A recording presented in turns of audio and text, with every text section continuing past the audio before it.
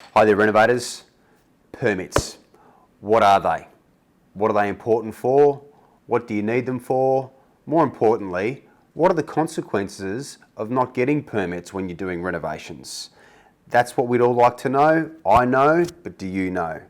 We're going to interview 𝘥𝗲𝘀𝗀𝗀𝗀 from Urban Planners Queensland, one of the top urban planners in the country, and she's coming to you. So ring the bell, hit the subscribe button, there's more on the way.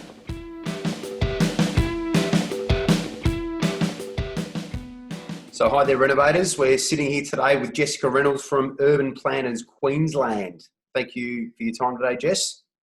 Thank you for having me. And obviously we're being coronavirus respectful in that we're doing our bit to stay nicely segregated. You're in Queensland, I'm in Melbourne, so it's far enough.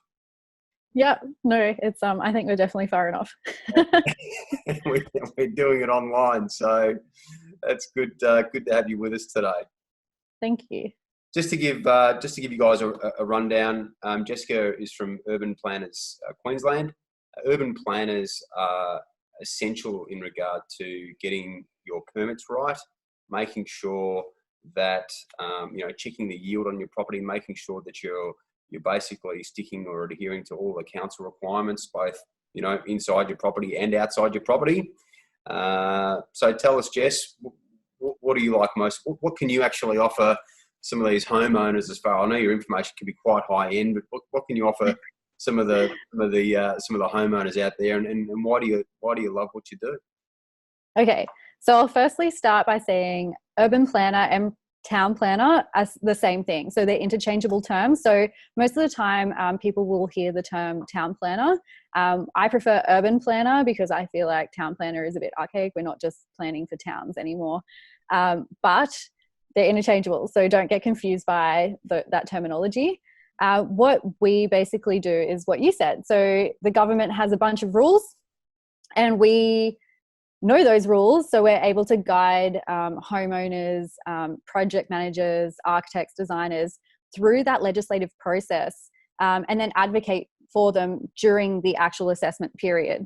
So when you actually have a project that needs town planning and you need to get a permit from your local government or your state government, depending how large your project is, you will actually need to fill out a whole heap of documentation. You'll have to so there'll be like forms, there'll be actual assessment compliance that you need to undertake.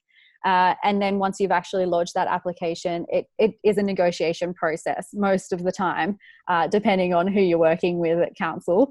But yeah, so we're advocates and we're legislation experts. And why do you love what you do? Why do I love what I do? Because I think town planning definitely has its place in society. I do love regulations and rules, but I also love to fight them. Okay. I love it. Now, how can you, so basically, obviously our clientele, the people that watch our show and that we help, are looking to maximise their property's value through renovation. Now, I always say, you always want to check whether or not you need a permit or something in the like, to make sure that you don't sell with something you should have got a permit for, you don't sell the property without a permit. Can you tell us about some of the consequences that might be involved if, a renovator, for instance, puts on a fourth bedroom without going to council first for getting to get a permit for the extension, or doesn't check some sort of fire requirement? What's the bad side if they don't go and do those permits? Oh, it's terrible. Jail. No, that's not the first point of call. So we're obviously based in Queensland. So I'm in Brisbane and we service Southeast Queensland. So we have specific state legislation and then local government legislation that dictates, the discipline process if you go and do something without getting the correct permits. So in Southeast Queensland, the way that it works, if you go and, put an extra room onto your house and you don't get your development permits, generally the building certifier is going to stop you at the building approval stage. That would be normally a first, blocker. So we go DA, which is your town planning approval, and then building approval up here. So your building certifier will always check that you have the correct town planning permits. If it's for some reason, and it does happen, you maybe don't go and get a building approval, or your building certifier, you know, just has a bit of a lapse of judgment on that day.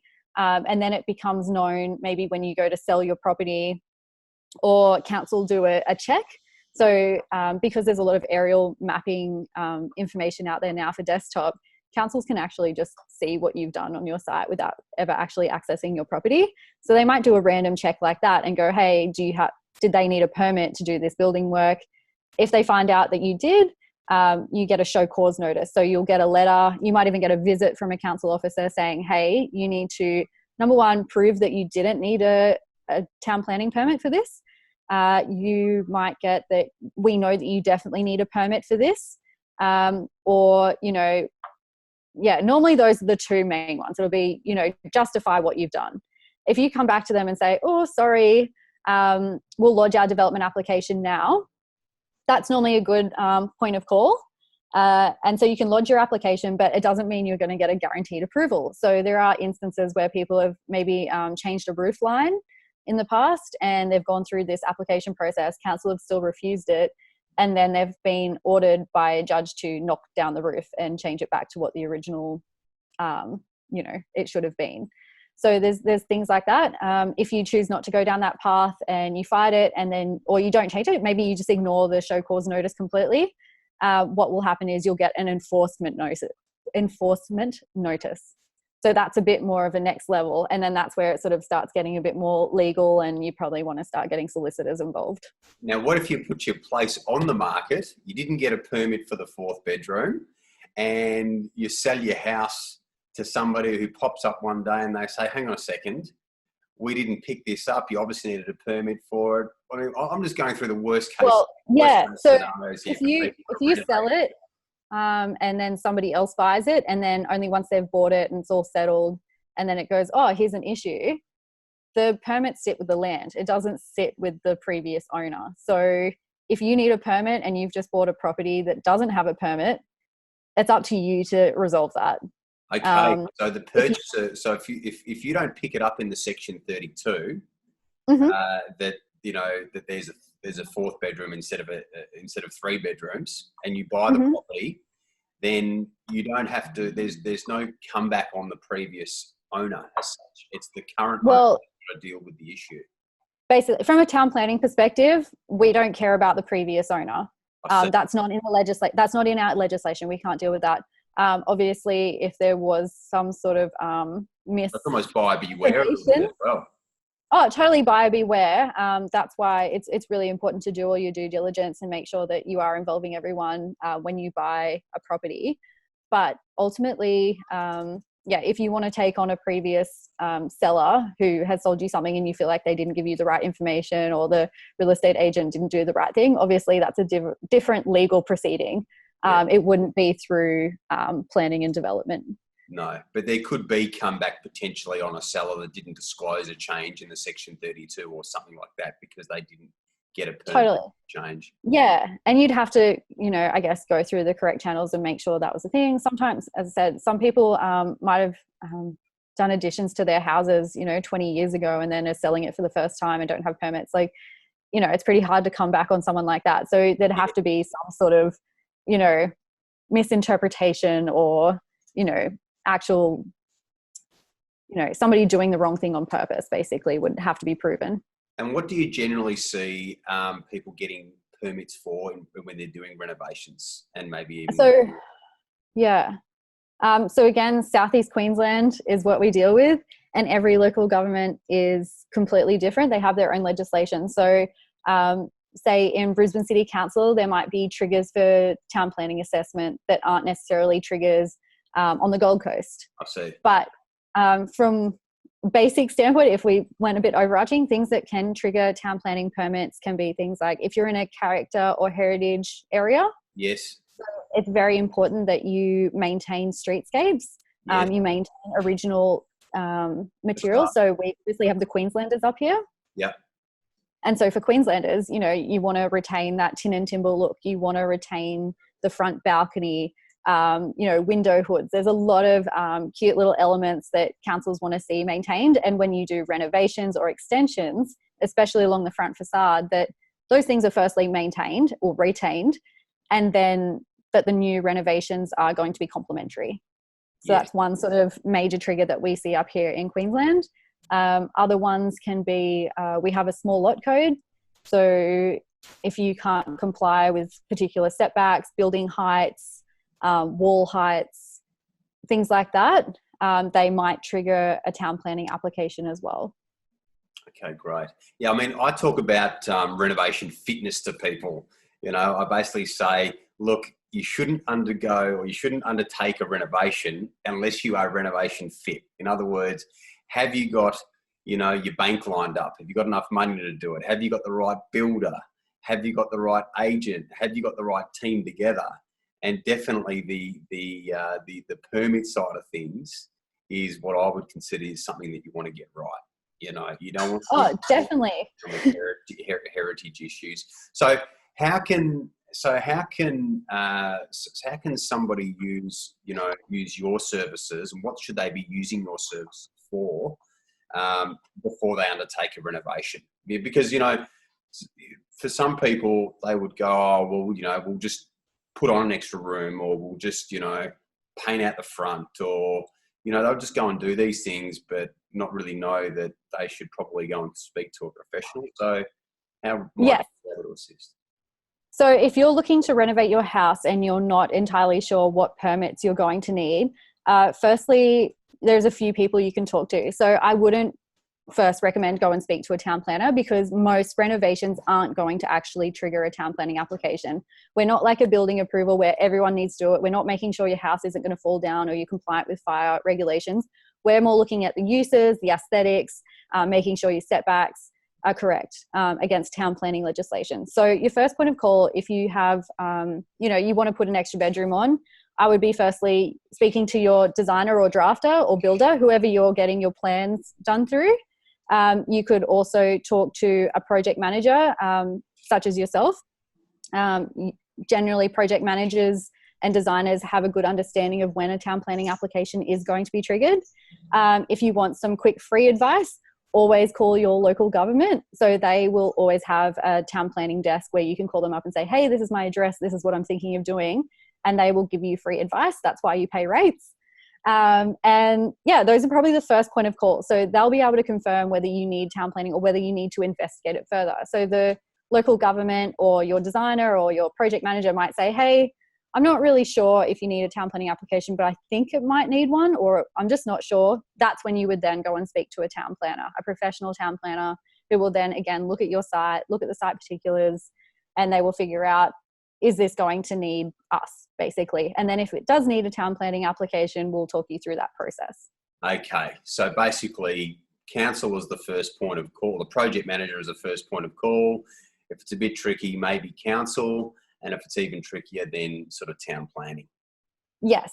Yes. I suggest this out of selfishness, because yeah, you definitely don't want to be filling up professional town planners' inboxes with, do I need a DA to, you know, just, you know, pop an extra room on the back of my house, when most of the time it won't actually trigger. And look, just on another note, you know, with the, you know, in regard to forecasting and whatnot, because I always love to try and predict what's going to happen, what councils are going to do to ease things or reduce things or even increase things like taxes, for instance. Mm-hmm. But what do you see as the future as, in regard to councils solving the housing crisis? I mean, particularly in Southeast Queensland, because Southeast Queensland has traditionally been, you know, the fastest growing, or certainly, you know, one of the fastest growing areas in Australia for many, many years. And, mm-hmm. you know, you do have an undersupply there, as there is in a lot of other parts of Australia as well. So what do you think councils are going to do in regard to that? Do you think that they're going to sort of look at sort of maybe decreasing subdivision envelopes for houses, or do you think they're going to start looking at other areas to subdivide, and how could that sort of maybe benefit you know, current homeowners? Yeah, so the way that it works in Southeast Queensland is we actually have a regional plan. So it's Southeast Queensland is combined of a number of different council areas, and what they do is they envision go, okay, so we have an undersupply of housing or dwellings in this location, and this is the target that we need to meet. And then that feeds through to the local governments who go, okay, this is what the regional plan is saying we need to accommodate within our local area. And then from there, they'll sort of reverse engineer it and say, okay, well, we need to increase dwellings here, or we've got opportunities here. That's kind of how it works. They are pretty good with it up here as far as planning. As far as how the local government treats it is really dependent on who is in power at the time. What their goals are. So, you know, obviously a lot of local politics, so, you know, can be LNP, Labor, things like that still. So they've all got different ideals about how things should be treated, especially when it comes to housing and development. Yeah. And then on top of that, as far as reducing building envelopes and things like that, you know, we'll see what the future holds here. It more tends to be during times when we really need more housing. They should be predicting it, and they do become a bit more lax on, you know, building heights and, you know, lot sizes sometimes, but ultimately they are trying to be more cohesive with the types of development they do. And the big issue at the moment is the types of dwellings. So they can easily increase dwellings. You can have higher buildings, you can have more apartments, you can open up more land for houses, but ultimately it's this missing middle that they're trying to encourage now somewhat. But again, you have places like the Gold Coast where are encouraging it, whereas Brisbane City Council... almost like mixed use. Yeah, mixed use, terrace housing, those sorts of things. But like, at the moment, Brisbane City Council are saying no to town, like they're becoming very anti-townhouses, very anti-developer. But we'll see what happens in the next few years, given the current situation. So it's sort of always playing with politics and where the economy's at. Yeah. And that determines, exactly how do you think, because I noticed you've mentioned overshadowing issues on a couple of your other videos. How do you see them, you know, the overshadowing issues sort of playing out at the moment, and what can sort of homeowners do to check those issues? So overshadowing as far as constructing and then overshadowing onto your neighbouring allotments? Yes. Okay. So the best way to check that is just think, if your neighbour was doing the same thing, what would you be looking at? Yeah. That is the first thing and that's what councils are looking at. They're going, are we going to get a complaint if we allow this? Okay. So that's, if you're looking to do a town planning application, always just go, what are my neighbours going to think? Don't say, I don't care. You can say that at the end of this exercise, but at the start of the exercise, you should be going, okay, if I build this here, where's the sun going to be? Where's the shadow going to be? Hey, is that going to be over their pool for most of the day? And now they're going to get no sun to their private space. Like, those are the sorts of things that councils are going to be looking at. Okay. And how long is it usually taking to get a permit through at the moment with council, from application to approval or QCAT? Yeah.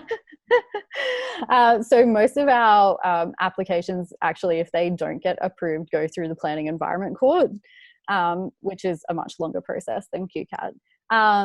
But so we have a few different processes up here in Southeast Queensland. So you go from fast track systems, which can take 1 week.